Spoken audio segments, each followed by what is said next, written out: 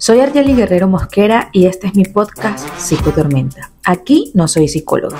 Soy una mujer que se animó a tener conversaciones reales con mujeres reales como tú y como yo, para visibilizar la crisis como una posibilidad de mejora. Porque ¿quién no ha pasado por una crisis? Te doy la bienvenida al nuevo episodio de mi podcast Psicotormenta. Como bien sabes, es un espacio para hablar con mujeres reales como tú y como yo, donde evidenciamos que la crisis es una posibilidad de mejora. El día de hoy tengo una invitada especial. Ella es Suni, es valenciana, es colega y una profesional increíble y tiene un espacio hermoso que ya te voy a contar de qué se trata, o ella misma te lo va a contar. Así que le damos la bienvenida a Suni. Gracias por acompañarme, por venir a agarrar autopista. Sí, eso es desafiar mis miedos. Exacto. Y me encanta tenerte en este espacio para que hablemos. El tema de hoy es increíble porque, como les dije, es una mujer especial, pero además nos va a demostrar cómo es vivir con una paciente que tiene Alzheimer. Pues tu mamá, el ser que te dio la vida, tiene esta enfermedad y creo que hay muchas personas, tanto mujeres como hombres, que viven esta realidad que es tan difícil. Entonces quiero que conversemos sobre eso y cómo ha movido el ser en tu vida hoy y antes y cómo te proyectas. Mira, sabes que eso se ha convertido en mi bandera de resiliencia, de fuerza, de incluso hasta de acompañar a otras personas que están descubriendo que quizás sus padres ya no son los mismos de antes. Y creo que, bueno, a veces damos por sentado que la vejez es solamente, bueno, que se jubilan, dejan de trabajar y se quedan en casa y cuidan a los nietos, y resulta que la vejez viene acompañada de un montón de cosas que son inciertas, pero que también es el balance de la vida que tuviste. Y que jamás nos preparamos para esto. Hace rato conversábamos de que tu mamá era una en enero y 2 meses después era otra. Sí, y no solo eso, era una antes de pandemia y otra después de pandemia, independiente, con negocio, con manejo del dinero, manejando su carro, todo, absolutamente independiente. Llega la pandemia y fue un antes y un después. Yo siento que cuando vienes con una vida muy acelerada, haciendo tantas cosas, y llega ese freno de mano de la pandemia, decirte, ¿sabes qué? Ya no vas a hacer nada de lo que estabas acostumbrado a hacer. Yo creo que su cerebro empezó a hacer cortocircuito. Y obviamente llegó el COVID, y el COVID fue como un detonante. Como esa manera de mostrar que ahí había algo que tenía mucho rato, porque la demencia es algo que comienza sin síntomas visibles al menos unos 10 a 15 años antes del diagnóstico. Después uno se da cuenta, claro, esto no era normal, no, esto tampoco era normal. Porque además normalizamos el que se nos pierda la llave, Sí. Normalizamos el que olvidé la billetera en tal lugar y me regreso, ¿no? Es que estoy distraído y porque se me olvidan las palabras. O normalizamos también el cambio de humor, el comportamiento, damos porcentaje que se tiene mal carácter, es que toda la vida ha sido insoportable, es que ella... Y no, también el cambio de comportamiento da señales de que algo no está funcionando bien. Y pues nada, mi mamá tenía 60 años recién cumplidos cuando llegó el COVID, para mostrarnos que ya la demencia venía avanzando rápidamente. Y vivir con esta situación cuando eres madre, esposa, profesional, amiga, deportista, o sea, una serie de cosas, cómo lidiar o cómo tener ese equilibrio en esa situación en la que te resta tanta energía, porque es un ser que jamás va a dejar de estar. Mira, ¿sabes qué? Yo creo que yo el balance no lo he conseguido. Yo ensayo todos los días. Es muy bárbaro cómo esto te va sorprendiendo, porque son todos los días es como un desafío nuevo. Y fíjate que, como dices, sí, tengo una hija, tengo un matrimonio, mi trabajo, y no soy hija única, pero mi hermano no vive en el país. Okay. Entonces prácticamente es como que si fuese hija única. Porque la carga básicamente es para ti. 100%, aunque emocional y moralmente yo tengo mucha contención y mucho apoyo, la verdad es que ni económica, ni física, ni legal, ni nada, todo ha sido absolutamente mi responsabilidad. Entonces, ¿cómo hago para estar bien, no? A veces no estoy tan bien. Y está bien no estar bien. Sin duda, sin duda. Y sabes que es lo más bárbaro, que yo tenía una idea de mi mamá en la vejez totalmente diferente, porque físicamente es una mujer entera y que nunca ha sufrido de ninguna enfermedad, ni de la tensión, ni de la presbicia, ni de nada. O sea, mi mamá ha sido una mujer físicamente muy saludable, pero ahí es donde yo empiezo a validar que no tiene sentido que nosotros nos jactemos de decir que somos saludables físicamente si no tenemos una salud mental trabajada. No la podemos dar por sentado, porque somos muy resistentes y muy fuertes y hemos aguantado tanto y hemos sido tan guerreras, como dice la gente. Eso pasa factura, ser tan resistente, tener tanta fuerza para atravesar situaciones difíciles y no trabajarlas, porque igual te terminan afectando tarde o temprano. Esa experiencia que viviste termina pasándote factura y no es sino en la vejez cuando te das cuenta que el balance tiene saldo negativo.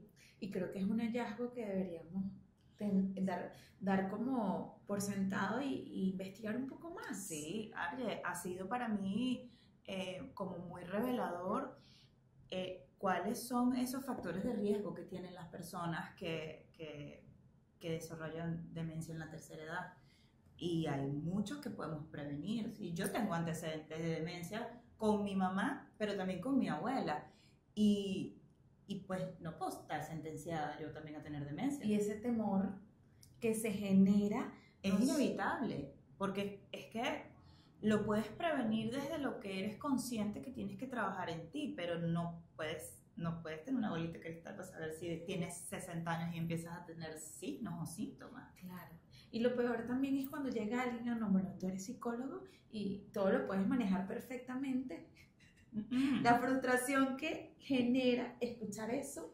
Mira, y tú sabes que la gente espera mis mejores respuestas. O sea, la gente espera que yo les diga cómo lo estoy viviendo, pero de la mejor manera posible. O sea, les cuesta verme triste, les cuesta verme frustrada, les cuesta verme de repente aislada o apagada, porque han habido momentos en donde no he querido ni siquiera contarle a mi familia cómo me siento, porque preguntas que a veces ni siquiera tengo yo la respuesta. Y estás agobiada. Y me agobia porque obviamente soy como el canal donde todos mis familiares buscan saber del tema. O sea, es mi tía, son mis primos, es mi hermano que está afuera, al que tengo que darle reporte, porque por supuesto él también necesita saber cómo es el proceso.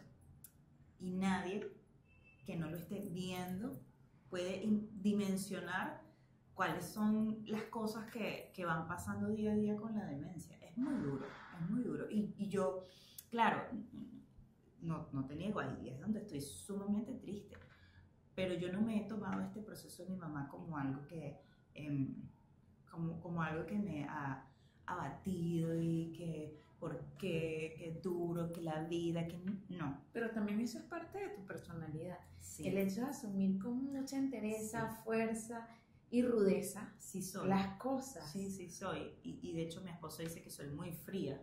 Digo, no es que sea fría, es que en este momento no me está sirviendo estar conmovida o estar abatida. Yo estoy en modo operativo. Quizás dentro de un par de años entré en un espacio de tristeza profunda y resulta que era todo lo que había acumulado a lo largo de este proceso. Pero todo el mundo verbaliza y evidencia su tristeza de otra forma. Sí. Capaz tú no lo estás verbalizando. También usas como válvula de escape el trabajo, por lo menos en mi caso es así. Cuando estoy en situaciones difíciles o paso por una crisis, mi trabajo es lo mejor que me puede pasar. Es todo. Y por eso Espacio Alma es tu espacio seguro. Yo le digo a la gente que Espacio Alma es como mi apartamento de soltera. porque es que además tienes que ir a conocerlo. Prometido. Yo lo tengo como diseñado por un área, está las mesas como de clase, la nevera, la vaina del café, el sofá, el televisor. Entonces, si yo no estoy pasando consulta y yo quiero desconectarme del mundo, yo me voy a espacio y no estoy trabajando. Y la verdad es que ese espacio para mí, yo creo que la vida fue demasiado sabia conmigo y me dijo, bueno, yo te voy a dar este coñacito familiar, pero por este lado te voy a compensar con un oasis de trabajo que te va a llenar y te va a mantener cuerda en toda esta locura, porque créeme que el trabajo se ha fortalecido muchísimo y yo siento que la calidad de mi acompañamiento ha mejorado muchísimo también. Porque nos humanizamos un poco más ante diferentes realidades. 100%, y creo que te sensibilizas tanto que tienes más agudeza a la hora de mirar el proceso del otro, interpretar el proceso del otro y de sostener. Claro, esto de la mano con el acompañamiento. Claro, mira, yo le digo a la gente, yo no estoy sola. Pareciera que yo estoy sola, pero yo no estoy sola. Yo tengo un arsenal de soporte emocional que va desde la neuróloga de mi mamá, la psiquiatra de mi mamá, actualmente las enfermeras y el director de la casa hogar, que han sido una bendición, que eso también es algo que es importante que la gente sepa. No todos los geriátricos, no todas las casas hogares están preparadas para atender a personas con demencia. No están, y hay que hacer un trabajo de hormiguita para conseguir el lugar ideal si realmente tu familiar necesita estar bajo el cuidado de especialistas. Mira que agoté todos los recursos porque antes de entregar a mamá a una casa hogar, probé quién la va a cuidar a la casa, una enfermera o una persona. Todas las posibilidades. Todas, por haber. Todas. Que además te generará paz, no culpa. Sí, exacto. Y no se lograba, quiero que sepas que no se lograba. Y está en proceso, todavía sientes esa. Sí. Hay fines de semana que me despierto con la sensación de abandoné. De cuántos días tienes sin ir a verla, que bolas, cómo te desconectaste de tu mamá, porque me pasa, yo estoy trabajando y de repente de ahí me voy a tomar el café con una amiga y de repente me entro en las clases ahora de la maestría y sigo mi vida hasta que llega el fin de semana, mi mamá. Y ahí entra así como ese torbellino de que bolas, que no sé qué, que la están cuidando otras personas, que habrá comido, se habrá bañado, y que estará aburrida, estará triste, pensará en mí, se acordará de mi hermano. Una cantidad de pensamientos que de verdad son insostenibles. Sí, y entonces ahí es donde tú dices, bueno, ¿y qué te sostiene? Bueno, ¿y qué es lo que haces para que no te vuelvas loca? Porque sin duda porque además ella empezó a estudiar nuevamente. Sí, y siento que eso también es como una manera de refugiarme. Sí, yo amo estudiar y no habíamos estudiado antes porque, bueno, uno se dedica a trabajar y a hacer crecer el proyecto profesional y no le das el espacio a seguir formándote. Pero en este momento mi esposo me dice, ¿por qué ahora? Yo le digo, no lo sé, pero lo siento, lo necesito. Y llegó la propuesta y dije, ¿sabes qué? Sí. Y suspendo este día de jornada de trabajo y me voy a dedicar este día a estudiar y a conectarme con esta parte de mí que tanto me gusta. Pero no es porque tenga tiempo, ni es porque la mente esté... Porque organizaste tu tiempo o lo que tienes para poder hacer eso que te genera un poco de respiro ante tanta situación. Y sabes que esta formación es en terapia familiar y pareja. Y yo siento que llega en un momento de mi vida en donde yo necesito conseguir más herramientas para poder sostener todo lo que está por venir, pero también para seguir engordando esta propuesta que yo le quiero ofrecer a la gente de envejecer con dignidad. Okay. Porque hay una necesidad y en base a esa necesidad pues busco las herramientas y me dejo acompañar. Sí, total. Y una de las cosas fascinantes de la introducción que tuvimos de la especialidad es que un carpintero tiene como herramienta bueno, su sierra, su Martillo. martillo, un arquitecto también, sus planos, sus programas, sus metros, pero un psicólogo, un terapeuta tiene como herramienta su propia vida. Es lo que utilizamos, entonces tenemos que haber hecho un trabajo personal ensayar con nosotros mismos, Sí, prácticamente, para poder sí como validar y decirte, mira, sabes que esto yo lo pasé por mi propia piel, esto yo lo trabajé y lo que tengo para ofrecerte es parte de mi testimonio y parte de mi conocimiento. Y entonces digo, yo necesito darle estructura a todo este proceso que estoy viviendo con mi mamá, porque la demencia es algo que está en nuestro sistema, en todas partes. O sea, hay familias que tienen pacientes con demencia y no lo saben. Claro, Porque quizás son distintos tipos de demencia. totalmente. Unos en mayor intensidad, otros en menor intensidad y Otros son más progresivos, otros no. exactamente, y no sabemos acompañar a nuestros adultos mayores. Entonces creo que sí, es un área a explotar. Buenísimo. Yo creo que entonces está llegando un momento de tu vida donde puedes acompañar a otras personas que están pasando por la misma situación.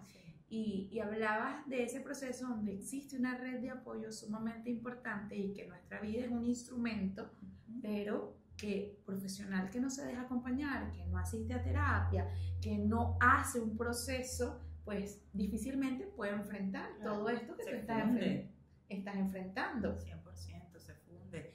Y yo, por ejemplo, abrazo muchísimo el deporte porque fue parte de lo que yo me propuse para poder trabajar en mi salud física principalmente.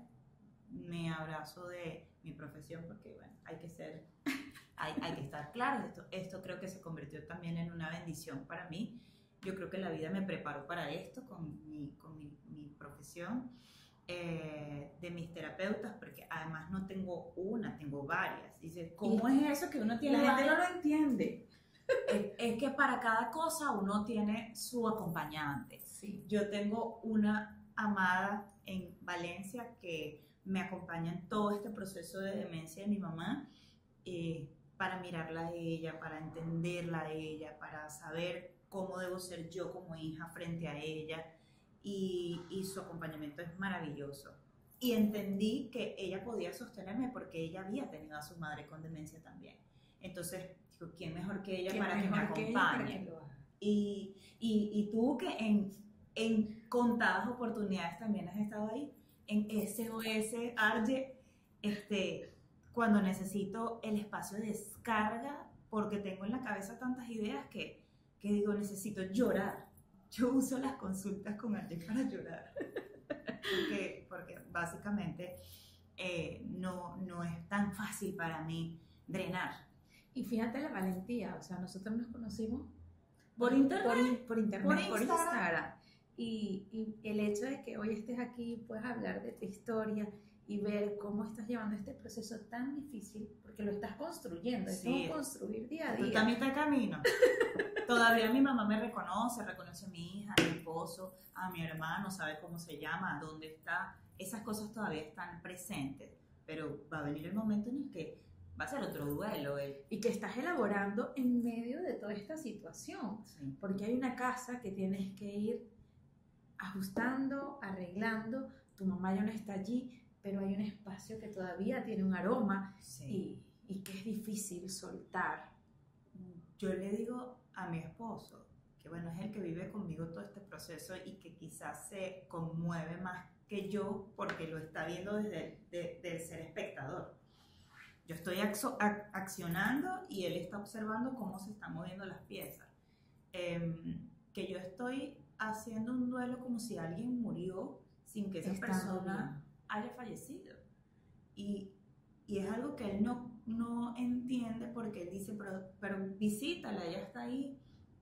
Sí, claro, ella está, pero no está. Y todo lo que conforma su vida se está desarmando. Es como una casa que está en ruinas. Sí. En este momento. Sí.